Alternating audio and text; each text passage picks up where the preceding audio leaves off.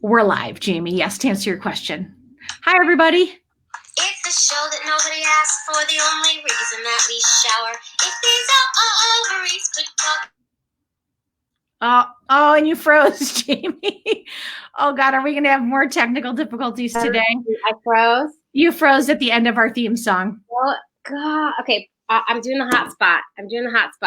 Okay, so Jaimie might drop out for a second while she comes back. I'm going to get this whole welcome to hi, everybody, and welcome to If These Ovaries Could Talk live.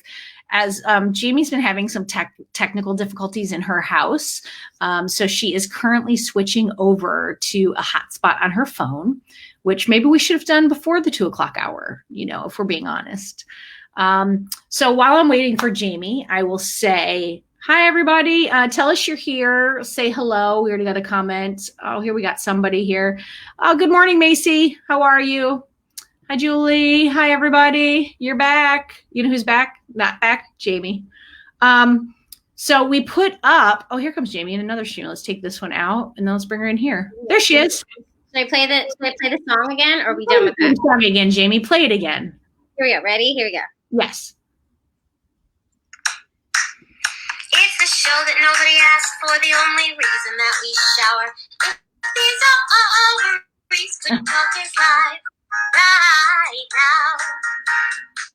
Yes. And we don't know if that's done or not done, but it is currently our theme song.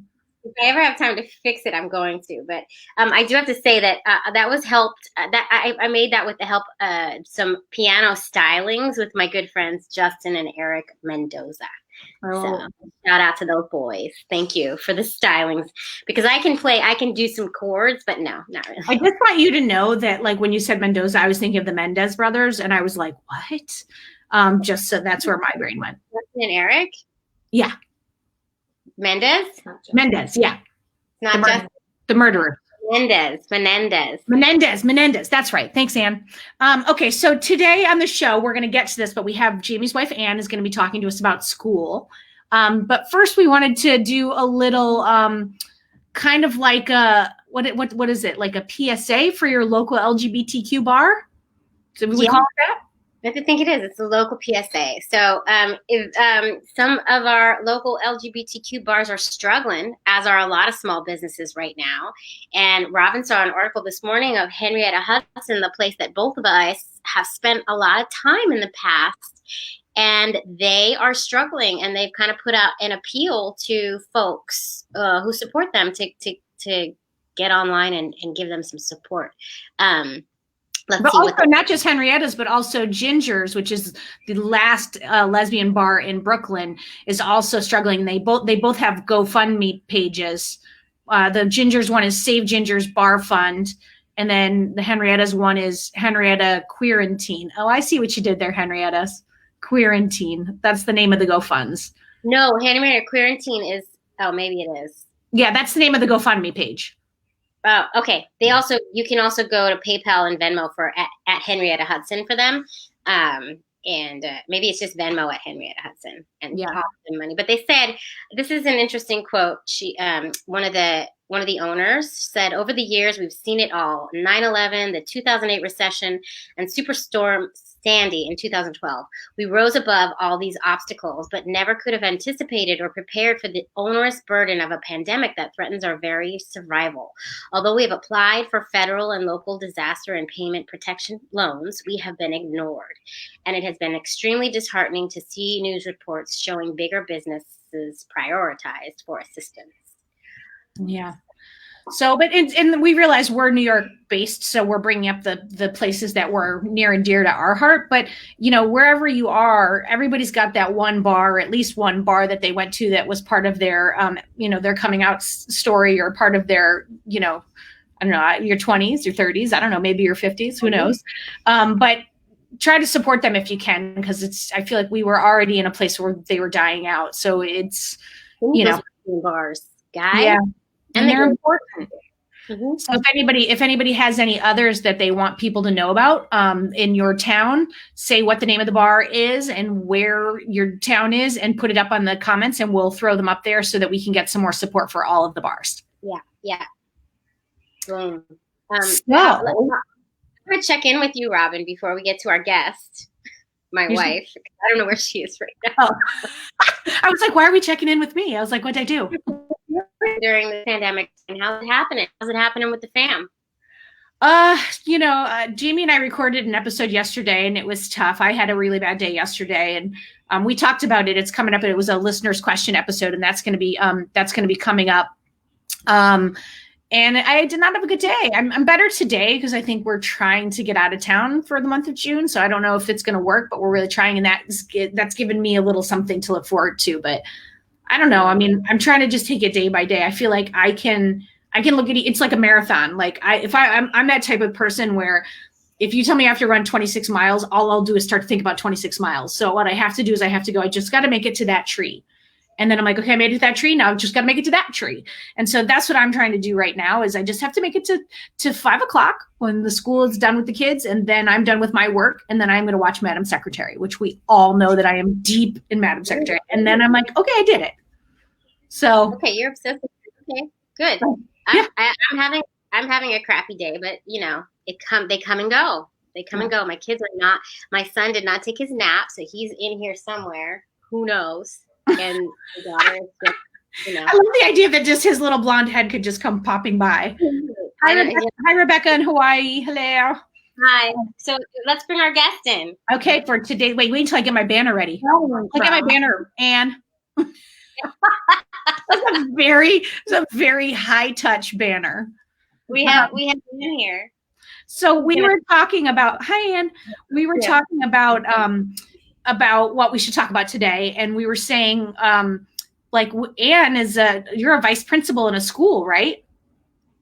Not really, kind of, sort of. It's a lot of roles at the school. I'm a grade level lead for lower school.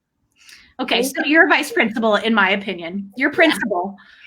You are the head of a district. I've just promoted you. There will be no raise. But we were like, we have an expert in the house who can talk to us about. Anne's like, I was not prepared for this, but we have an expert in the house who can talk to us about like, what's it like in the school system? Like, how are your teachers doing? Like, what are you preparing? Are you guys preparing for the fall? Like, answer any of those questions and go. I mean, we're trying to prepare for everything. The main thing we're doing right now is trying to figure out kids graduating, who's graduating, how they're graduating, and credit, whether kids are getting credit. Can we pass everybody? All of those things, which are really difficult to figure out because, this remote learning has had a strong impact. And I work with mostly low-income minority students, inner city, that don't have access to technology, but our school has handed out about 400 computers and 75. Who's getting the money for the computers? Are they getting that from the state? Some from the state, yes, some from the state. Like New York City public schools have handed out a lot also, some from the state, some from our donors. A lot of them are computers that our tech team went into overdrive and refurbished that were going to the recycling. And we were a little more prepared of this coming before, and the tech team started before this happened, just going through old laptops and getting them back working again for the kids. So because they really just need to have like internet browser capability, right? Yeah. So we have a lot of kids that maybe had technology, but then they didn't have internet service. So we're also sending out a lot of MiFis to students for that. Is that like a hotspot? Yeah. Mm-hmm. Yeah. Because I wonder, like, what if they don't have? Yeah. Wow. Yeah. Are you working crazy hours? No, I'm not. That wouldn't be the role that I have. I think one particular gentleman at our school is working insane hours. Trying to get this done, and people are still going into the building. Our school also has a mobile soup kitchen open on Fridays where they're serving about 500 families because we're in the South Bronx, which is a really hard hit area. Yeah. And then we are preparing for next year. And I think the thought is in September that we have a school of over 1,300 in the building when you add in the staff. And I think we're looking at that it's not going to be able to start with all the people in the building. So figuring out how do we do learning. We start off September with remote learning. We're planning on going back early in August as opposed to September, and then starting off remotely and then easing, like maybe 600 kids in the building at a time. but figuring out how that works and stuff like that, it's very complicated. And then also onboarding 350 new freshmen to the school. Right. You know. By the way, I should say, if anyone has questions for Anne, put them in the comments, and we'll make sure to ask them. But she's gonna love them. Our friend of ours has a sister that is a school teacher in France, and she's sending us over their plan for returning and what France is doing, just to have another reference point. I'm interested. So you're a charter school. Are you like talking, like, are you in step with the DOE, or like, how does that all work? Like, can you do your own thing? We can do our own thing, but we get informed by the DOE and we help them guide us. We don't do anything directly in contrast to them. Like, we closed down 2 days before the DOE because we saw this. I'm gonna go fix whatever my son is screaming about. You interview my wife. So we closed down a couple of days before. Like, we started handing out computers on Wednesday and Thursday, and shut down on Friday, whereas the DOE took a little bit longer. Only a few days, but they were kind of last minute about it. So we prepped for this coming. So when the DOE says they're going to close for the rest of the year, we're going to fall in line with that, because we know they're dealing with the professionals and they're making the right call. So it's not something that we would go with that.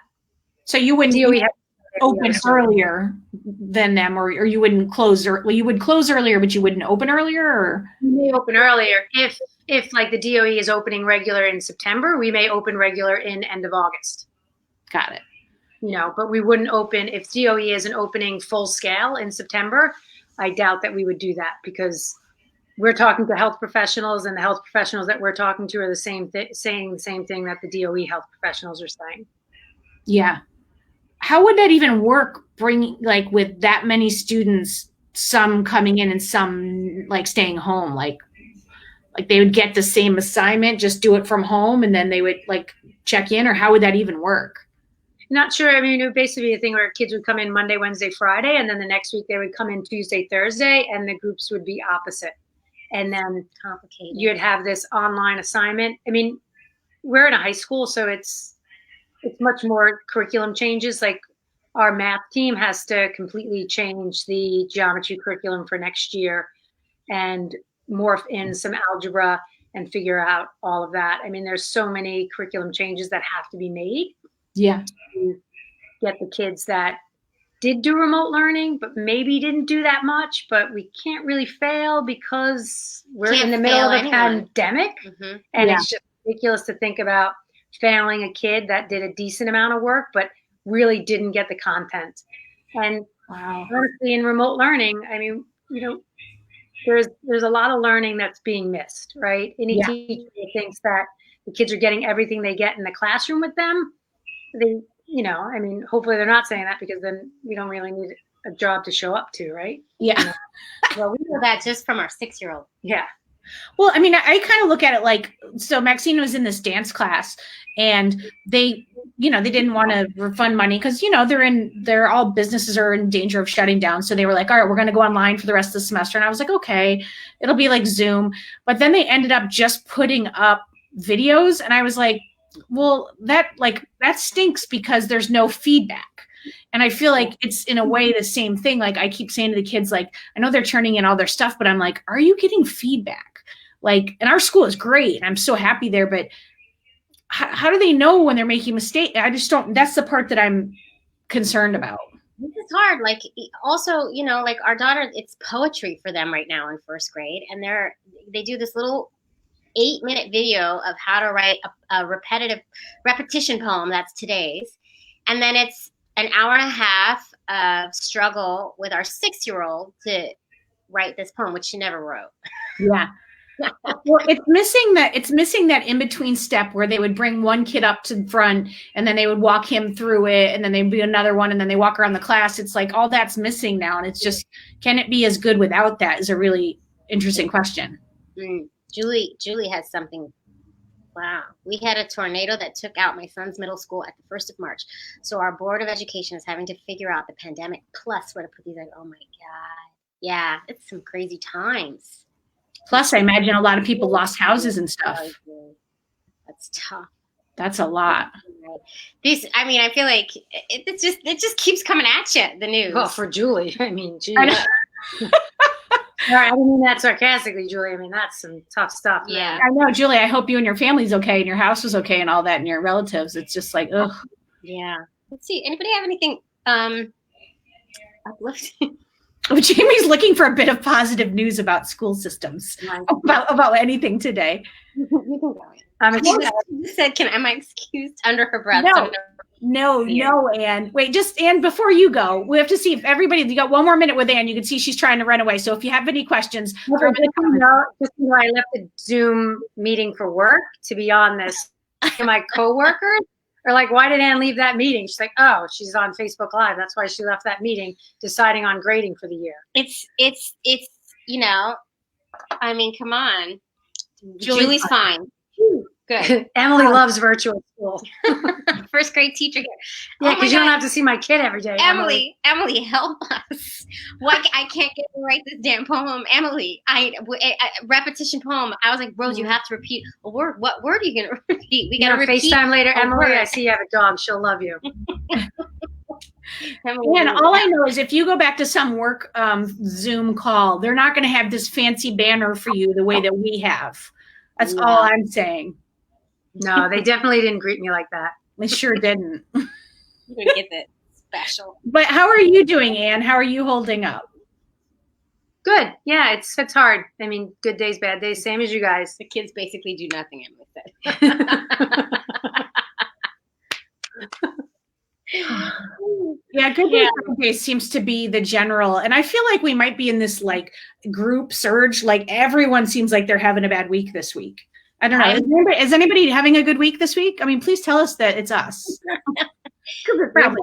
We are definitely having a rough week. The whole family is having a rough week in this house for sure. Yeah. I hope if we go up, we go so low that the only place to go is up, right? That's my...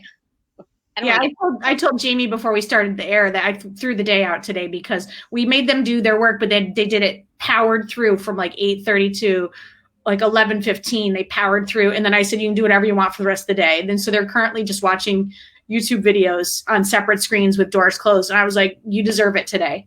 AJ said it's not just us. Oh, thanks, AJ. Love you, AJ. I mean, you guys, she's like, can I go? Well, he's going. He's yelling. The baby's going. Thank you, Anne, for coming by. Thanks. Great guest. What a great guest. She is 100% our first guest that in the middle of an interview went like this. Can I go now? She's all yours, Jaimie. She's all yours. That's mine. Oh my God. No, the baby's screaming over there because, he didn't nap. So there's that. Can you guys hear him screaming? Oh, Mira.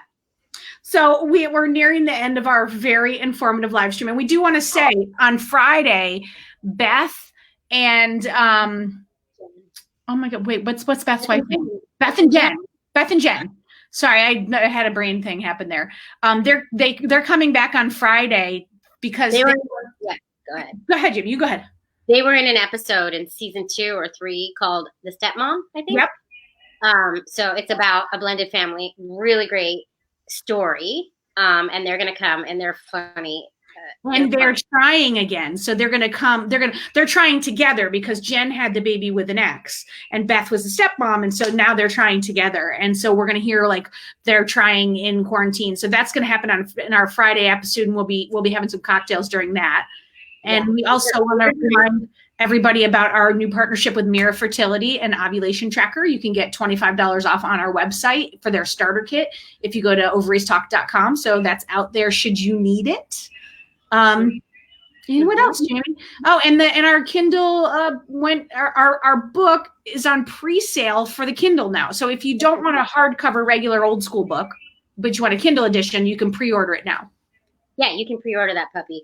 I have to say the cover's pretty though, too. It is. I mean, you see it in your Kindle. It is. Yeah. And the Kindle has this new feature where you can toggle now through pages and come right back to where you were. That was my biggest thing with Kindle. Yes. Even like formative books on the Kindle was hard because you have to go back and like reference things. And now they've come a long way, and now it's like links across all your devices. Because I read my Kindle stuff on my phone. I love it. Me too. And now you can like toggle and come back, which is great. And, and we've loved having you guys here today. I feel like that is, I need an end banner, like a goodbye banner. Should I make it right now? Eggs, ovaries out.